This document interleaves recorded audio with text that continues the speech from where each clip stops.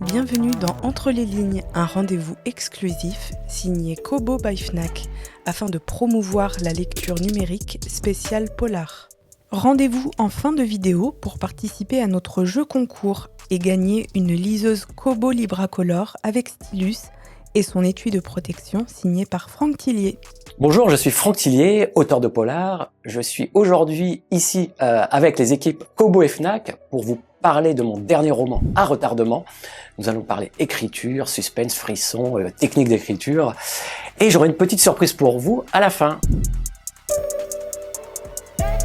J'essaie de préparer au maximum l'histoire que je vais raconter, donc je connais on va dire les gros événements, les gros rebondissements. En général, j'identifie très bien le début parce que ça commence par un début assez fort.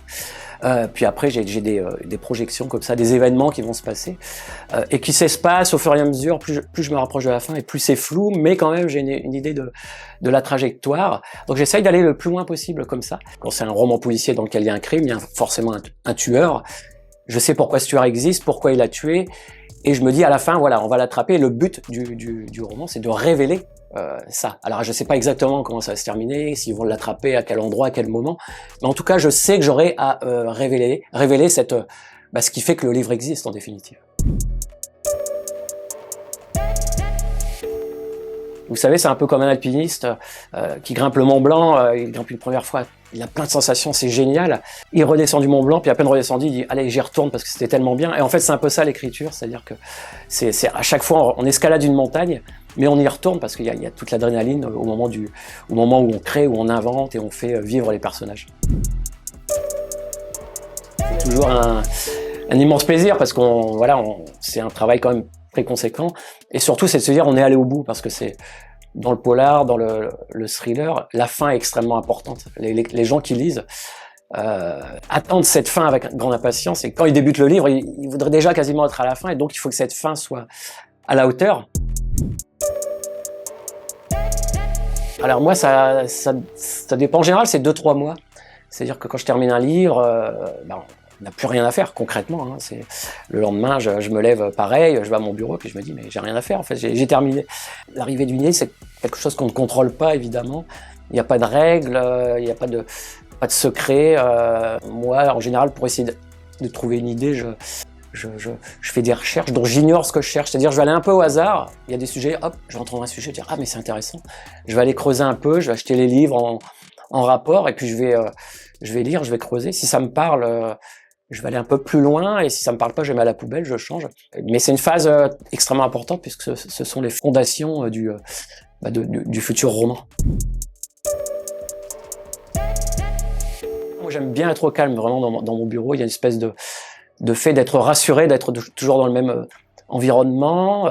Moi, j'ai vraiment besoin du calme, de la concentration, et puis un peu de cet aspect rituel de la journée qui recommence, parce que ce qui est extrêmement important quand on écrit un roman, c'est d'être connecté en permanence avec son histoire, de ne jamais la lâcher.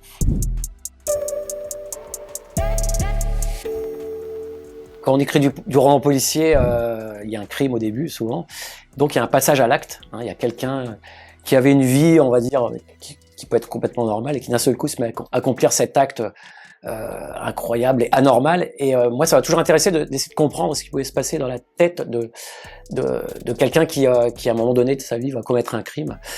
Et donc voilà, ça m'intéresse, mais j'avais envie de vraiment m'emparer du sujet de fond, de dire voilà, le nouveau roman à retardement, ça va parler exclusivement de la psychiatrie, de la folie, pour que ce soit vraiment au cœur de l'intrigue et que je puisse creuser le sujet en faisant toutes mes recherches, et c'était vraiment intéressant.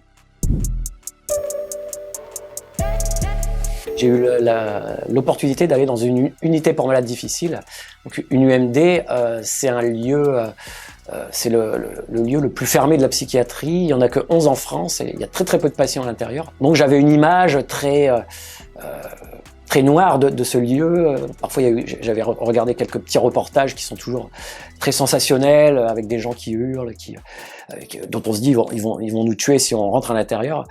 Et donc oui, j'avais tous ces clichés en tête, et puis je me suis rendu compte que la réalité était très différente de l'image qu'on peut avoir de ces endroits, de la folie, de ce qu'est une maladie mentale, de la manière dont on la soigne aujourd'hui.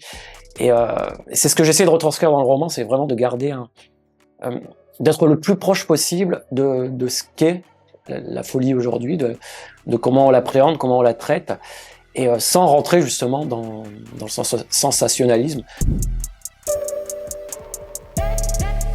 Les ateliers auraient été incroyables parce que j'avais quelques patients, hein, évidemment, il y avait du monde autour, mais qui s'exprimaient très peu de manière, on va dire, par la parole, mais quand ils se sont mis à écrire, il y a eu des choses incroyables qui sont apparues.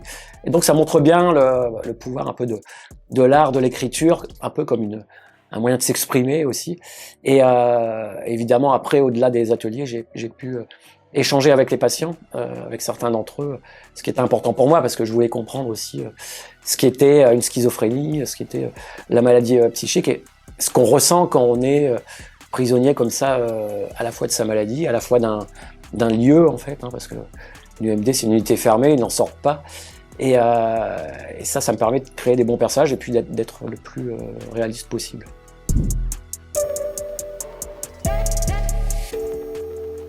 Ce qui fascine, c'est que le cerveau est son propre ennemi, c'est-à-dire qu'un schizophrène, par exemple, il a la moitié du cerveau qui veut lui faire des actes abominables, et puis l'autre moitié qui dit non, surtout ne les fais pas. Et ça se bat en permanence. Donc ça crée des personnages de romans qui sont extrêmement complexes, qui sont difficiles à comprendre, mais justement par l'écriture, on peut essayer de faire retranscrire ça. Et puis, c'est intéressant aussi dans le cadre évidemment d'un roman policier, parce que certaines maladies mentales, et au moment des crises, il y a des actes qui sont commis, hein, ça peut être un meurtre. Donc c'est à l'origine, ça crée le nœud d'une intrigue policière, avec toujours cette notion de se dire, est-ce que la personne qui a commis cet acte l'a fait intentionnellement, ou est-ce que c'est la maladie mentale qui lui a dit de le faire? Et c'est extrêmement important de répondre à cette question, parce que d'un côté, s'il y a une responsabilité, c'est la prison, et de l'autre, s'il y a une irresponsabilité, c'est l'hôpital psychiatrique. Et donc oui, le sujet est passionnant.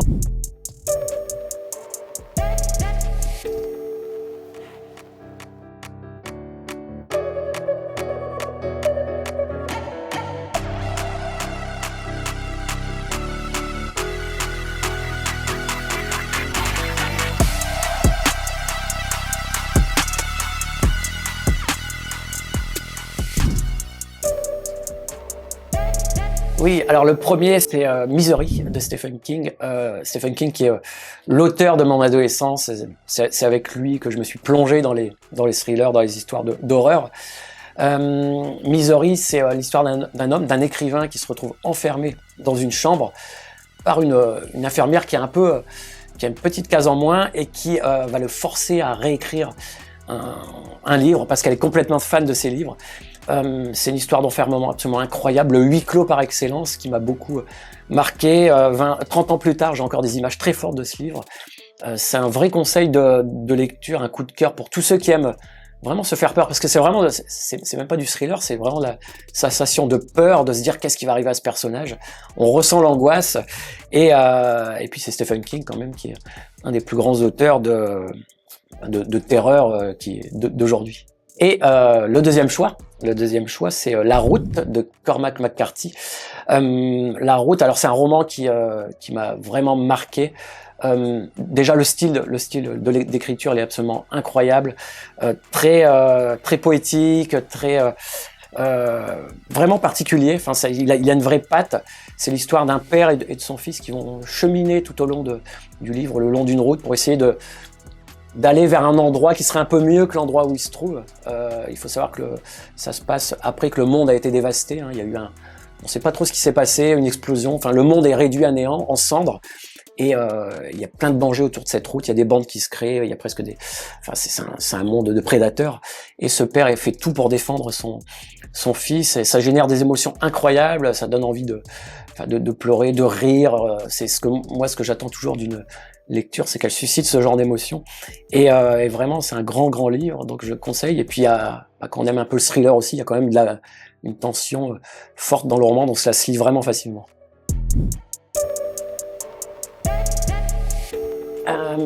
Il faut un début super accrocheur, un personnage qui va générer de l'empathie tout de suite, c'est-à-dire qu'on a envie de suivre immédiatement, et et puis une bonne histoire en fait. Voilà.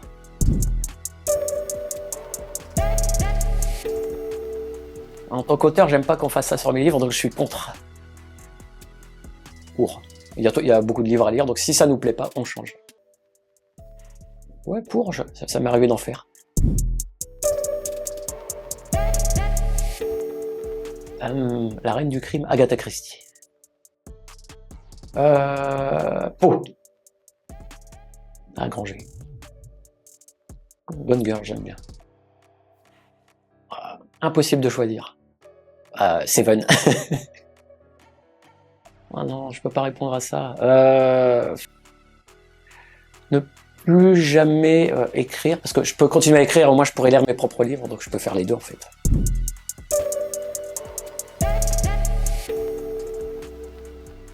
Alors le principe, c'est que tout le monde peut participer, qu'il soit fan de thriller ou pas, qu'il soit habitué à écrire ou qu'il soit complètement débutant. L'objectif, c'est d'écrire quelques lignes, mais ce qui est important, c'est d'écrire dans le genre du thriller et de commencer son histoire par la phrase « C'était le coup de fil de sa vie, mais il ne pouvait pas tomber au pire moment ». Voilà, lancez-vous.